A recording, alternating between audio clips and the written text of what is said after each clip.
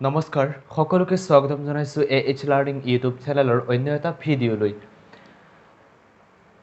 ইয়াৰ আগৰ ভিডিঅ'ত আমি ইম্পাৰেটিভ সেন্টেন্সৰ ভয়েসেন্স কেনেকৈ কৰে সেই বিষয়ে আলোচনা কৰিছিলো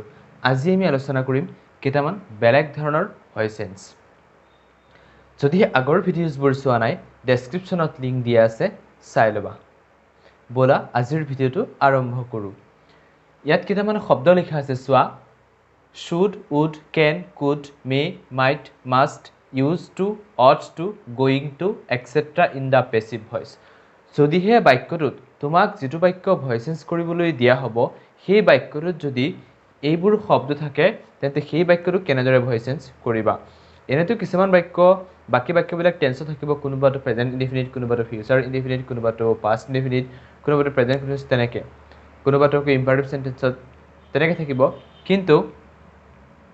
এই ধৰণৰ বাক্যবিলাক কেনেকৈ কৰিবা চোৱা যদিহে বাক্যটোত এই শব্দবিলাক থাকে should, would, can, could, may, might, must, used to, ought to, going to এই শব্দবোৰ থাকিলে বাক্যটো ফিউচাৰ ইনডিফিনিট টেন্সৰ নিচিনাকৈ দৰে আমি ভয়েসেন্স কৰিব লাগিব এতিয়া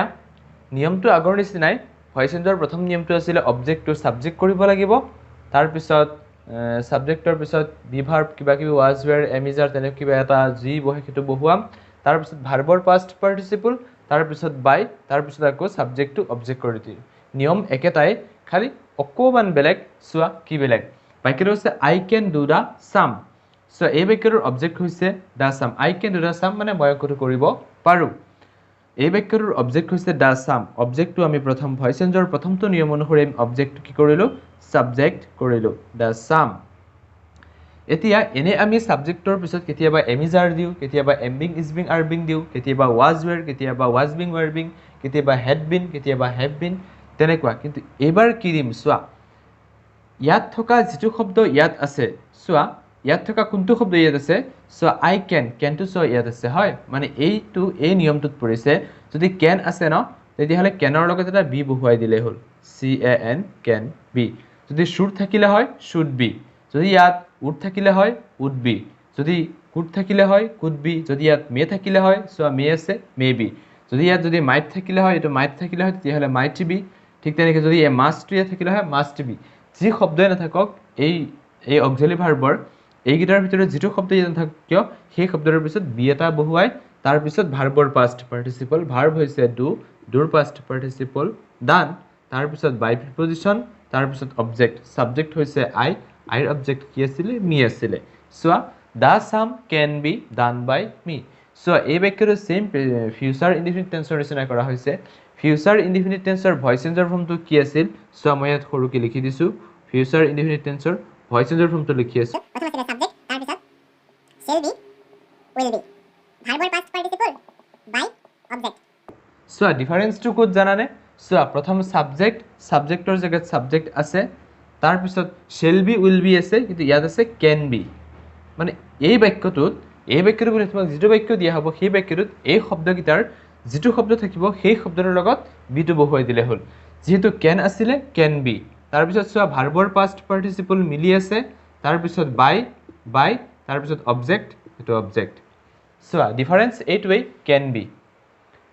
ফিউচাৰ ইনডিফিনিট টেন্সত সাবজেক্টৰ পিছত কি আহে shall be will be মানে পেসিভ ভয়েসৰ নিয়মটো shall be will be কিন্তু এইবোৰৰ ক্ষেত্ৰত যদি should আছে should be would হলে would be can হলে can be could হলে could be may হলে may be might হলে might be must হলে must be used to হলে used to be ought to be going to থাকিলে going to be খালি যেটো শব্দ থাকিব সেই শব্দটোৰ লগত be টো বহুৱাই দিলেই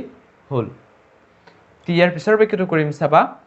We should respect our teachers. আমি আমাৰ শিক্ষকসকলক সন্মান কৰো বাক্যটোৰ অবজেক্ট হৈছে our teachers অবজেক্টটো আমি প্ৰথম সাবজেক্ট কৰিম our teachers T E A C H E R S our teachers এতিয়া চোৱা কি আছে should আছে সো এই should টো আছে should-ৰ লগত be টো পাতি দিয়া S H O U L D our teachers should be তাৰ পিছত ভাৰ্বৰ পাষ্ট পাৰ্টিসিপল ভাৰ্ব হৈছে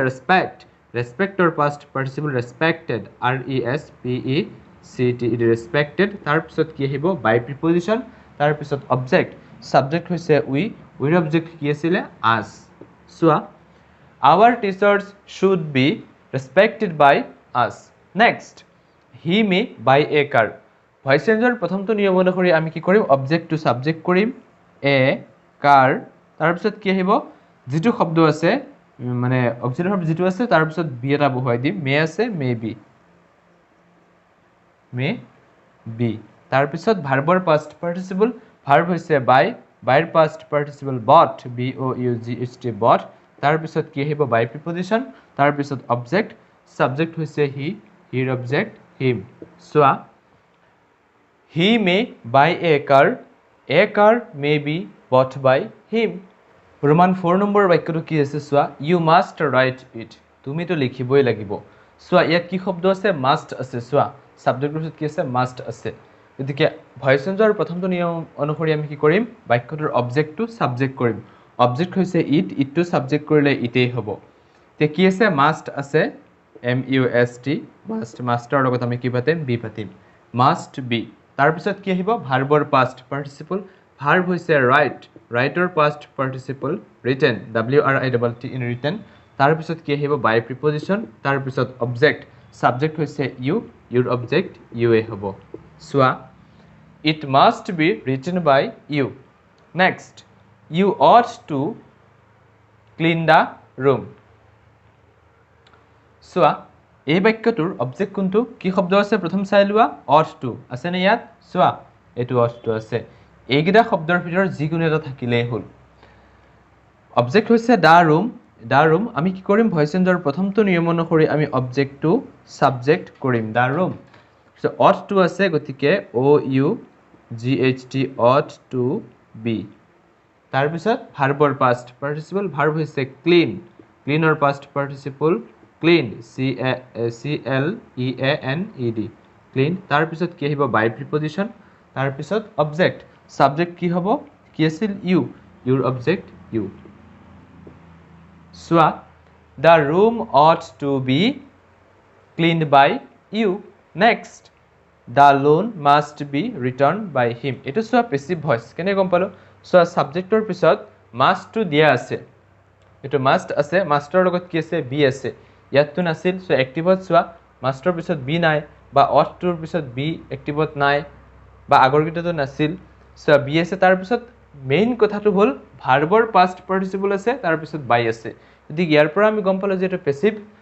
কিহৰ পেছিভ এই নিয়মটোৰ পেছিভ গতিকে আমি এক্টিভ কৰি দিলে হ'ল ভইচ চেঞ্জৰ প্ৰথমটো নিয়ম অনুসৰি আমি প্ৰথম কি কৰিম অবজেক্টটো সাবজেক্ট কৰিম অবজেক্ট হৈছে হিমৰ সাবজেক্ট হি সাবজেক্টৰ পিছত কি বহে এইবিলাক should would can could may might must এইবিলাক কিবা এটা শব্দ বহে অক্সিলাৰি ভাৰ্ব যিকেইটা আছে ইয়াৰ ভিতৰত যিকোনো এটা বহে এতিয়া চোৱা ইয়াৰ ভিতৰত ইয়াত কোনটো শব্দ আছে মাষ্ট আছে আমি সাবজেক্টৰ পিছত চোৱা এই মাষ্টটো বহাই দিলোঁ সবতে চোৱা তেনেকৈ সাবজেক্টৰ পিছত মাষ্ট সাবজেক্টৰ পিছত অট টু তাৰপিছত কি আহিব ভাৰ্ব কোনটো ৰিটাৰ্ণ ইয়াত আছে ভাৰ্বৰ পাষ্ট পাৰ্টিচিপল আমি কি কৰিম ভাৰ্ব প্ৰেজেণ্ট ফ্ৰম দিম কাৰণ চোৱা বেলেগত চোৱা প্ৰেজেণ্ট আছে বাকী এক্টিভবিলাকত চোৱা প্ৰেজেণ্ট আছে গতিকে আমি প্ৰেজেণ্ট ফ্ৰম দিম ৰিটাৰ্ণ RETURN ৰিটাৰ্ণ তাৰপিছত অবজেক্ট সাবজেক্ট কি আছিলে দ্য লোন তো অবজেক্ট কৰি দিয়া দ্য লোন LOAN চোৱা কি হ'ল হি মাষ্ট ৰিটাৰ্ণ দ্য লোন এই বাক্যটোক যদি পেছিভ কৰা এইটো পাবা বা এইটোক এক্টিভ কৰিলে এইটোৱে পাবা আশা কৰোঁ should would can could may might must use to ought to going to except এইবোৰ শব্দ থাকিলে পেছিভ ভইচ কেনেকৈ কৰে ধুনীয়াকৈ বুজি পাইছা আৰু যদিহে কিবা বুজি পোৱা নাই কমেণ্ট বক্সত কমেণ্ট কৰিবা পুনৰ ধুনীয়াকৈ বুজাই দিম আৰু তোমালোকে ভিডিঅ'জবোৰ প্ৰথম চাবা তাৰপিছত পাৰিলে নোট ডাউন কৰি যাবা বেছি ভাল হ'ব আৰু যদিহে এই ভিডিঅ'টো চাই ভাল লাগে লাইক কমেণ্ট শ্বেয়াৰ কৰি দিবা আৰু যিসকলে এই চেনেলটোলৈ নতুনকৈ আহিছা চেনেলটো ছাবস্ক্ৰাইব কৰি দিবা থেংক ইউ ছ' মাছ পুনৰ লগ পাম এটি নতুন ভিডিঅ'ৰ মাজলৈ